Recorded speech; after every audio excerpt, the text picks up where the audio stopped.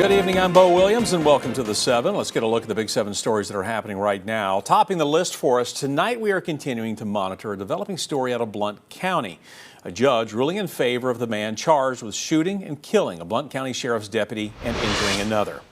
Now, Kenneth D. Hart was in court yesterday for a motions hearing. The ruling is a legal win for D. Hart and the defense. A judge granting a new hearing for him, one that complies with constitutional and procedural requirements. 6 News was in the courtroom for the motion hearing yesterday. That hearing lasting nearly 8 hours. The defense called 2 witnesses, as did the state. Now, the defense arguing that D. Hart's initial preliminary hearing should have been postponed as D. Hart was trying to obtain legal counsel during the initial arraignment and preliminary hearing in February of 2024. D. Hart was represented by the Blount County Public Defender's Office.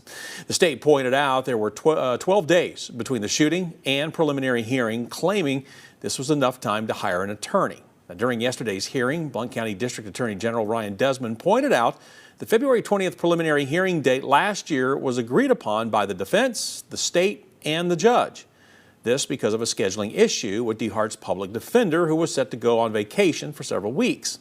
Now, this would have pushed the preliminary hearing out at least a month. This ruling now sends the case back to General Sessions Court, and another preliminary hearing will take place.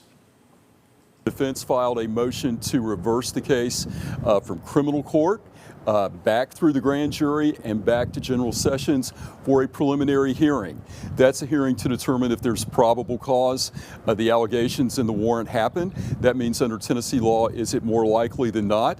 But in a capital case, that's very important.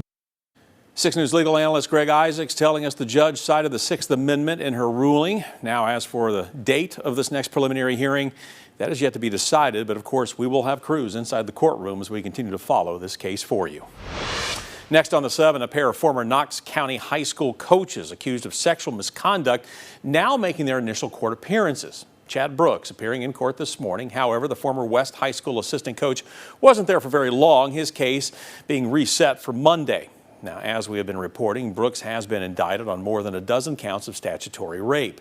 An indictment against Brooks alleges the behavior took place with one victim between January 2024 and March of this year. Brooks was placed on administrative leave and did not have his contract renewed. Not long after Brooks was indicted, former West High School coach Richard Shaver was charged with 4 counts of sexual battery by an authority figure and 2 counts of attempted sexual battery by an authority figure. An indictment states the incidents happened between August and November of last year and involved a victim between the ages of 13 and 18. Shaver was arraigned yesterday and is due back in court next month for a status hearing. He resigned from his position after the investigation began. Well, you may remember Sunday when a man accused of throwing a Molotov cocktail during a pro-Israel demonstration. It happened in Boulder, Colorado. The suspect, 45-year-old Mohammed Solomon, facing both federal and state charges. Now, the anti-Semitic attack injured 15. This isn't the only act of violence that we have seen against the Jewish community of late. About 2 weeks ago, 2 Israeli embassy staffers were shot and killed as the young couple were leaving an event at the Capitol Jewish Museum in Washington, D.C. Judith Goldberg with the Knoxville Jewish Alliance telling 6 News there has been a rise in anti-Semitism since the attacks on October 7th, 2023 in Israel. In 2024, the Anti-Defamation League, which is a primary organization that tracks anti-Semitic incidences in the United States, recorded over 9,500 incidences, which was a 5% increase over 2023, and that was the highest total. Rosenberg also encourages people to better educate themselves on Jewish culture and the history of the Jewish community by speaking to some of its members.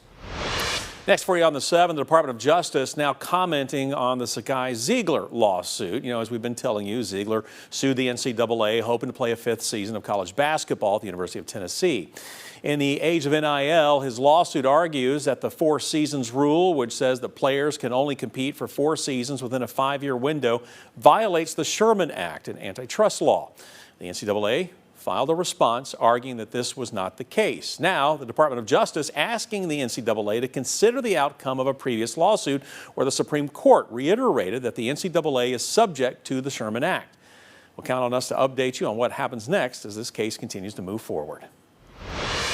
We've got new information for you tonight now from Knox County Mayor Glenn Jacobs on the ongoing changes at the Richard L. Bean Juvenile Detention Center here in Knox County.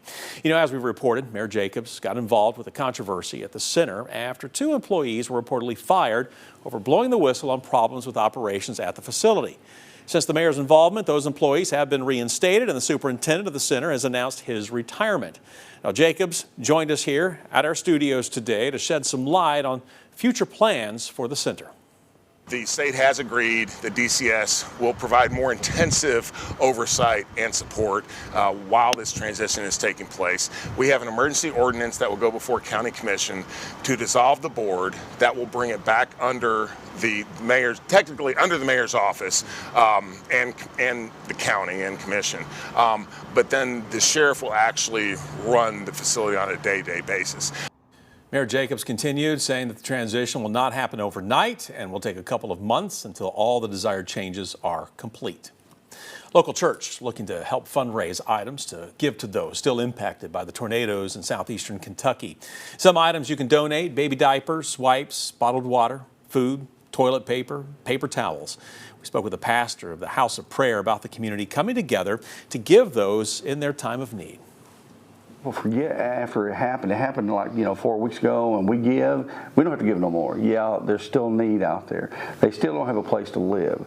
They need tarps, they need food, they need diapers, they need baby formula, they need adult diapers. There's things that we wouldn't even think of they need because they don't have anything.